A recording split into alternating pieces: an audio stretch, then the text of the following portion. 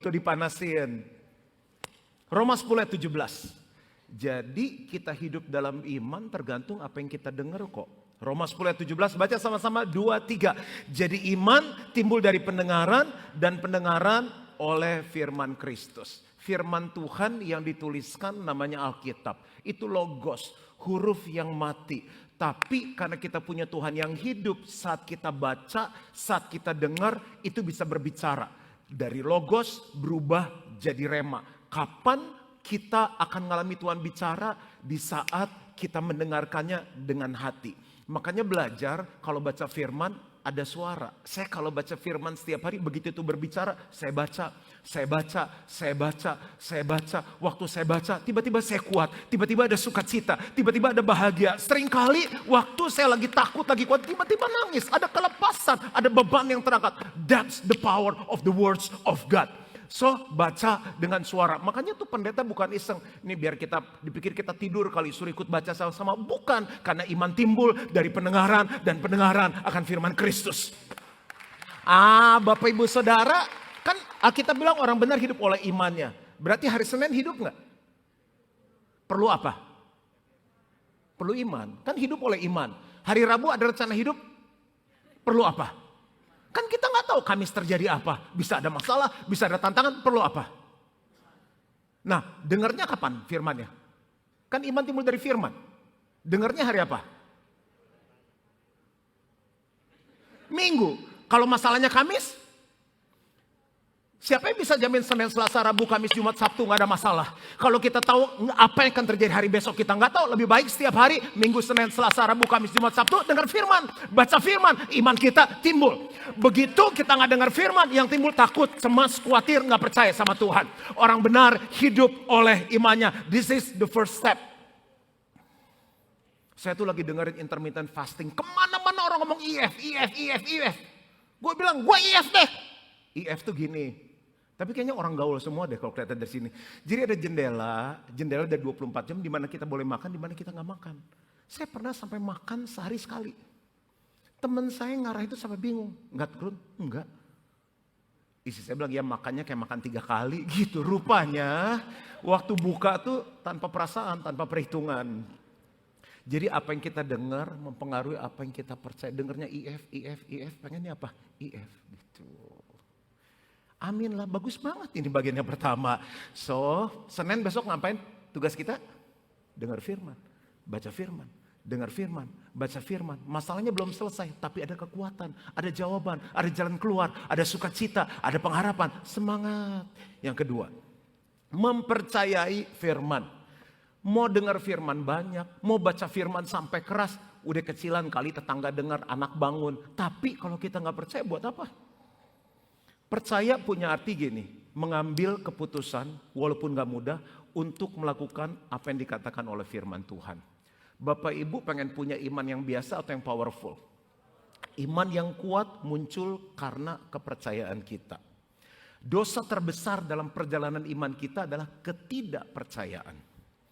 Bahkan Yesus di tempat dia tinggal, dia gak bisa lakukan banyak mujizat karena ketidakpercayaan mereka. Ada satu cerita, pernah dengar seorang perwira yang hambanya lumpuh, sakit keras dan sangat menderita. Dia datang sama Yesus. Dia bilang begini, Yesus, hambaku lumpuh, menderita sangat parah. Yesus bilang, ya udah, saya datang ke rumah deh, doain hamba kamu. Terus dia bilang begini, nggak usah deh Yesus. Dia mikir gini, udah tadi minta tolong doain, sekarang nggak jadi. Aku tidak layak menerima Tuhan masuk dalam rumahku. Tapi dengar, katakan saja sepatah kata saja, maka hambaku itu akan sembuh. Karena aku nih bawahan. Di bawahku ada prajurit, di atasku ada atasan. Kalau aku bilang sama bawahanku, datang, dia datang. Aku bilang pergi, dia pergi. Aku bilang kerjakan, dia kerjakan. Yesus sampai heran. Alkitab bilang, Jesus was amazed. Hah? Ada orang yang kayak begini percayanya. Iman sebesar ini aku gak pernah jumpai di antara orang Israel yang sebanyak ini. Lihat apa yang Yesus katakan. Ini ngeri. Matius 8 ayat 13 baca sama-sama. Karena iman timbul dari pendengaran akan firman Kristus. 2, 3. Lalu Yesus berkata kepada perwira itu sama-sama, pulanglah dan jadilah kepadamu seperti yang kau percaya. Maka pada saat itu juga sembuhlah hambanya. The question is, what do you believe? Apa yang kita percaya? Bapak Ibu Saudara percaya krisis atau kita percaya firman Tuhan? Krisis pasti ada. Oh, khusus GBI Gilgal nggak ada krisis, nggak ada inflasi, harga bensin tetap nggak naik. Khusus GBI Gilgal penuh ini, gereja penuh pangku-pangkuan, kan khusus GBI Gilgal. Tapi waktu kita baca firman dan percaya, Alkitab bilang begini, segala perkara dapat kutanggung di dalam Dia yang memberi kekuatan kepadaku. Artinya kita lewatin krisis nggak? Lewatin bensin naik nggak? Lewatin. Tapi segala perkara, harga naik, jualan sepi, segala perkara dapat kutanggung di dalam Dia yang memberi kekuatan kepadaku. Bukan apa yang kita dengar, tapi apa yang kita percaya. Step number 2. Aduh Pak, ini susah banget sih ngafalin satu, hidup dalam iman susah. Enggak. Siapa yang masih belajar mobil di era mobil manual? Aku dulu angkat tangan. Kalau dari lagunya sih era manual semua nih. Oke. Injak kopling, gigi berapa? Cek, cek. Engkong saya ngajarin. Lepas kopling, tekan gas. Mati gak? Mati. Kong, kalau gigi satu tuh berapa? 15-20 kecepatannya. Terus 2, 20-40. 3, 40-60. 4, 60-80 sampai seterusnya. 20, 40. Orang belajar mobil sebelum umurnya kan engkong suka manjain lebih dari orang tua kan. Udah lepas kopling mati, injek gas, gue ngafalin kecepatan. Sekarang bisa ngebut. Nanti pulang mendengar firman, mempercayai firman. Terus aja latihan. Nanti ada masalah apapun kita bisa lewati dengan iman bersama dengan Tuhan. Yang ketiga, meminta firman. Kan Tuhan udah tahu hati kita. Pernah dengar orang tua marah sama anaknya, stres sama anaknya? Gue bingung anak gue maunya apa sih? Kamu ngomong deh maunya apa? Ngomong supaya mami tahu. Mami itu bukan Tuhan. Nangis. Suami istri kadang gitu. Gue gak tahu maunya apa. Pernah sama orang tuanya gitu? Gue bingung. Babe gue, mak gue maunya apa? Sama emak babenya sendiri bingung. Apalagi sama mertua. Gue pusing sama mertua gue. Dikasih asin, keasinan. Dikasih tawar. Lu gak bisa masak gitu.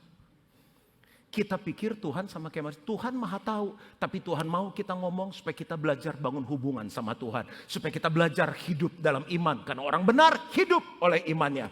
Yohanes 16 ayat 24 baca sama-sama. Are you ready? 2, 3. Sampai sekarang kamu belum meminta sesuatu pun dalam namaku. Semangat. 2, 3. Mintalah. Maka kamu akan. Supaya apa? Penuhlah sukacitamu. Tuh, itu Bapa yang kita sembah dalam nama Tuhan Yesus. Dia yang suruh minta kok. Terus kita kayak pengemis dong minta-minta orang Bapa kita yang nyuruh. Kunci meminta ya, udah nomor 3 nih. Kunci meminta, mintanya mesti benar. Mintanya mesti benar, motivasinya mesti benar. Kenapa kita minta itu? Itu menentukan doa dijawab atau tidak. Kenapa kita minta itu? Dan mintanya harus sesuai firman. Coba ya tes ya. Ini bener-bener nih real world. Grup ini bisa ada yang wakili lagi minta apa sih sama Tuhan?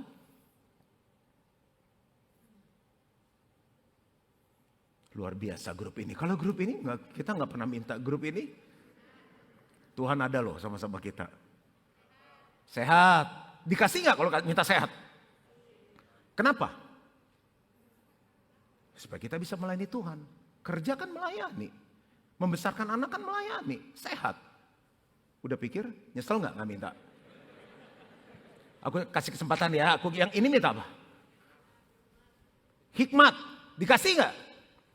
Hikmat apa definisinya? Kemampuan untuk memakai pengetahuan yang ada di tempat yang tepat, di waktu yang tepat, dengan cara yang tepat. Itu hikmat. Orang pinter nggak punya hikmat, selesai dia. Perlu hikmat. Nah Salomo tuh ngerti, dia minta yang benar. Kan malam-malam Tuhan datang sama Salomo, ini mumpung lagi ngomong aku nyambungin aja. Mau cocok sa atau mau minta apa? Tuhan, aku kan baru mimpin bangsa yang besar. Aku minta hikmat dan pengertian supaya bisa mimpin bangsa yang besar ini. Kaget Tuhan, nggak ini aku yang nambahin. Karena kamu nggak minta kekayaan, nggak minta ketenaran, nggak minta umur panjang, tapi minta hikmat. Aneh, orang mintanya kaya, minta tenar, kamu minta hikmat. Apa yang kamu nggak minta, aku berikan kepada kamu. Kekayaan, ketenaran, umur panjang. Sehingga sebelum kamu, sesudah kamu, nggak ada orang yang seperti kamu. Dahsyat grup ini. Sorry, emosi. Grup ini minta apa? Langsung ganti. Ntar takut dicela, ganti. Nggak, yang natural aja. Minta apa? Jod perlindungan. Kurang apa ini CCTV gini banyak. Apalagi di kotak-kotak persembahan tuh CCTV semua. Kurang aman, Ibu. Perlindungan dikasih nggak sama Tuhan?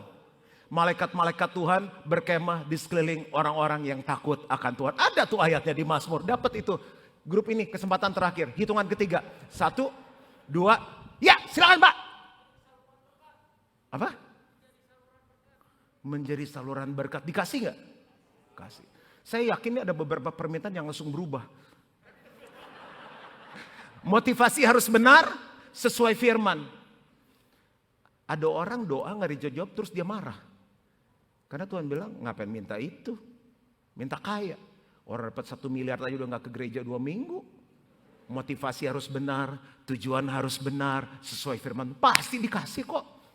Mendengar firman, mempercayai firman, meminta firman. Mintalah supaya sukacitamu penuh.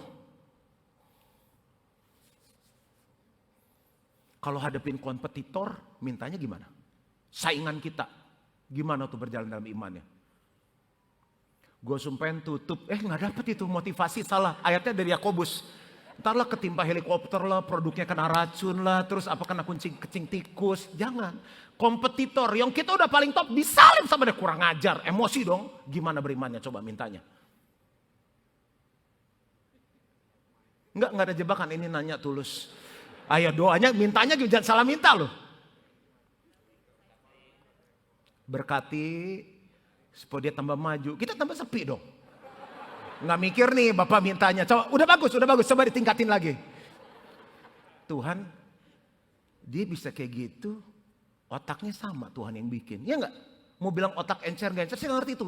Anak otaknya encer. Gue bingung, emang otak ada encer kental kan? Tuhan, tapi aku punya Tuhan yang punya langit bumi beserta segala isinya. Boleh nggak Tuhan aku minta hikmat dari Salomo? Gimana sih caranya memajukan perusahaan ini? Produknya lebih unggul, ada fitur-fitur baru, mungkin ada network-network yang bisa terbuka, strategi pemasaran yang baru. Itu minta yang benar. Karena kalau kita maju, untungnya nambah nggak? Buat siapa untungnya? Ini kan gampang banget pertanyaannya. Perusahaannya maju, untungnya banyak. Untungnya buat siapa? Buat kita bagus. Yang sana grupnya benar-benar polos. Buat kita jangan lupa Tuhan loh. Karena semua dari Tuhan. Gini.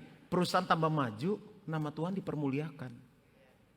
Masa kalau usaha kita tambah mundur, Tuhan bilang gini, bangga banget anak-anak gila pada bangkrut, tutup. Bagus ya malaikat, enggak. Kita maju supaya apa? Udah bagus tadi, supaya nama Tuhan dipermuliakan. Itu meminta yang benar. 4. Habis meminta, menerimalah. Matius 7 ayat 7. Kita baca sama-sama 2, 3. Mintalah, maka akan diberikan kepadamu. Carilah, maka kamu akan mendapat. Ketoklah, maka pintu akan dibukakan bagimu. Emang menerima masuk dalam langkah iman? Iya. Karena gini nih, ada 3 hal ya, saya tulis. Menerima. Banyak orang gagal di sini menerima. Yang pertama, mesti punya sikap hati yang benar yang namanya pengharapan. Pasrah sama berserah itu beda loh. Udah umur nambah terus gak dapat pasangan hidup. Pasrah atau berserah? Kalau pasrah gimana? Udahlah, gue denger orang gue kawin susah, ngapain kawin? Udah gini aja, pasrah. Kalau berserah, aku sudah lakukan bagianku. Fitness, makan sehat, rawat tubuh, kelihatan kinclong, bergaul sudah. Tuhan lakukan bagiannya. Aku tahu somewhere Suatu saat, suatu ketika, di mana saja Tuhan akan pertemukan jodoh yang terbaik untuk aku. Beda jauh om, pasrah sama berserah. Tanya sebelahnya, kita kebanyakan yang mana? Tanya dulu, baru saya bikin survei. Siapa yang lebih banyak pasrah? Siapa yang lebih banyak berserah? Feeling saya yang kedua nih. Udah, kita percepat khotbah kita. Pengharapan, coba bilang sama-sama, semangat. Ciayo. Sekali lagi, semangat. Baru 2 tahun belum dijawab Tuhan. Gereja, pelayanan. Semangat. Menerima itu diperlukan kesabaran. Berapa banyak orang sabar di Gilgal? Bapak Ibu, siapa yang punya anak? Kalau anak kita minta segera dikasih atau suruh dia tunggu? Wah, jahat banget, tunggu. Tergantung dong mintanya apa. Mah lapar, tunggu. Orang mau uang sekolah, tunggu. Sadis banget. Tergantung anak umur 10 dong. Anak umur 10 minta makan kasih nggak? Kasih lah, masih 10 yang makan yang banyak tuh kayak Pastor Juan gemuk makan gitu. Lucu, masih lucu. Imut-imut, gede gini amit-amit. Nah, umur 10 minta mobil. Pi BMW. Sepeda dulu lu kayak Pastor Juan. Ntar 17 tahun punya SIM mobil. Kecil aja, sekarang mobil-mobilan dulu. Berarti kalau kita lagi jalan dalam iman, Tuhan belum kasih, kemungkinan apa tuh? Nggak sesuai, belum saatnya, belum dewasa, belum siap. Ada banyak sebab, yang penting sabar. Makanya mintanya harus benar. Kalau mintanya udah benar, pasti terima kok. Sabar. Orang sabar subur. Kalau lihat orang-orang yang subur, kemungkinan dia ngelihatnya ke sini. Yang ketiga, pengharapan, kesabaran aktif. Nah, ini nih yang suka gemes nih. Gemes, pengen dicupit tuh orang Kristen. Udah susah, udah menderita, udah tolongin. Mbak, belajar puasa ya. Maksudnya situ puasa. Lu yang puasa. Puasa gak mau. PPW, Praise and Worship gak mau. Morning with Jesus gak mau. Ikut New Life gak mau. Itu kan anak-anak. Terus anak-anak pengen dikasih yang dari Tuhan. Gimana sih? Tuhan hanya percayakan hal-hal yang besar kepada orang dewasa secara rohani. Mbok yang aktif. Tuh lihat perempuan yang kendaraan 12 tahun. Udah habis semua duitnya. Udah gak ada jalan keluar. Dia bilang gini. Udah lemes. Tuh orang-orang lebih kuat ketemu Yesus. Udah deh. Nggak usah ditumpangin tangan. Nggak usah haleluya 12 kali. Asal ku jamah saja jubahnya. Maka aku akan sembuh. Ada sebuah aktif. Proaktif. Coba bilang sama-sama. Aktif. Kelima. Sampai sini kita belajar sesuatu. Itu hidup dalam iman. Mengakui firman. Setiap pagi saya bangun, saya bilang ini hari yang dijadikan oleh Tuhan. Ini hari yang dijadikan oleh Tuhan, aku mau bersuka cita, bersorak-sorai di dalamnya. Ini hari yang penuh dengan berkat Tuhan, ini hari yang penuh terobosan, ini hari yang penuh dengan mujizat, ini hari yang penuh dengan lawatan Allah. Aku, keluargaku, gerejaku diberkati melimpah oleh Tuhan untuk memberkati banyak orang, untuk memuliakan Tuhan. Aku, keluargaku, gerejaku diberikan kesehatan, umur panjang untuk bisa melayani Tuhan. Saya mulai katakan firman every day. Kapan terakhir kita ngomong firman? Semua yang saya ngomong tadi ada di Alkitab, ada di firman, cuma saya bahasakan pakai bahasaku. Mengakui firman itu menegaskan kesungguhan iman kita. Mengakui firman itu menguatkan komitmen kita untuk tetap percaya sama Tuhan. Mengakui firman itu memfokuskan perhatian kita kepada Tuhan dan janji-janjinya. Iman sama perkataan tuh deket banget. Iman sama perkataan itu deket banget. Markus 11 ayat 22 sampai 23. Yesus menjawab mereka, percayalah kepada Allah. Tadi semua udah angkat tangan percaya kan? Aku berkata kepadamu, sesungguhnya barang siapa berkata kepada gunung ini, gunung bicara mengenai masalah, pergumulan, tantangan, beranjaklah dan tercampaklah ke dalam laut. Asal tidak bimbang hatinya. Yuk baca sama-sama 2, 3. Tetapi percaya bahwa apa yang dikatakannya itu akan terjadi, maka hal itu akan terjadi baginya. Emang saya gak punya masalah? Punya. Ngalami istri saya sakit, setiap hari saya bilang ini, oleh bilur-bilur Yesus, istriku sudah sembuh. Tubuhnya adalah bait Allah, bukan tubuh sakit penyakit. Yang boleh ada dalam tubuhnya hanya Tuhan dengan hadiratnya. I speak healing, I speak health upon her body. Ngomong aku tiap hari. Pernah ingat kasus Daud sama Goliat? Yang gede Daud atau Goliat? Kadang-kadang masalah itu besar banget dalam hidup kita ya. Utang, bunganya, tagihannya, harga-harga naik, apalagi coba masalah. Suami bandel, nakal, kalau anak bandel, nakal normal, ini suami bandel, nakal, besar sekali. Perkataan kita jangan sampai salah. Dikutukin sama Goliat, anak kecil 17 tahun. Hah? Emangnya aku anjing? Datengin aku pakai tongkat? Hah? Kamu, aku kasih makan buat makanan burung sama hewan-hewan di darat. Wah, kalau saya jadi Daud sih keok. Seringkali kebesaran berita, kebesaran masalah membuat kita down.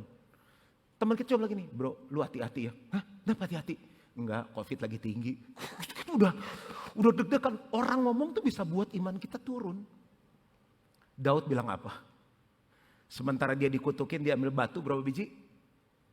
5 biji. Tongkat sama batu sama ali-ali. Sementara dia bilang ini. Hah! Goliat! Engkau mendatangi aku dengan pedang, lembing, dan tombak. Tapi aku mendatangi kamu dengan nama Tuhan semesta alam. Hari ini aku akan mengalahkan kamu karena Tuhan memberikan kemenangan kepada aku. Aku akan penggal kepalamu, aku akan berikan mayatmu dan mayat tentara semua Filistin menjadi makanan dari burung di udara, binatang di liar. Supaya semua bumi tahu bahwa Tuhan adalah Allahnya Israel. Bang! Menurut saya batunya kecil, tapi the power of the words of God. Ada kuasa di dalam perkataan kita. Hidup dan mati dikuasai oleh lidah. Siapa suka mengemakannya akan memakan buahnya. Kalau nggak percaya, kita gemukkan misalnya. Orang bilang gini, lu kurusannya seneng nggak? Masa sih? Rasin. Kita tahu banget tadi ngancingin celana kan susah. Bener loh, lu kurusan. Seneng kan? Seneng. Siapa yang pernah disakiti karena perkataan seseorang? Hebat. Hebat. Siapa yang pernah senang karena perkataan seseorang? That's the power of words. Apalagi yang kita ngomong firman Tuhan. Next. Melihat firman. Ibrani 11 ayat 3. Karena iman kita mengerti bahwa alam semesta telah dijadikan oleh firman Allah. Sehingga apa yang kita lihat telah terjadi dari apa yang tidak kita lihat. Yang kita lihat sekarang keluarga kita belum pulih. Bisnis kita belum pulih. Pelayanan kita belum berbuah banyak. Whatever you see now, itu mata jasmani. Ada mata jasmani, ada mata rohani.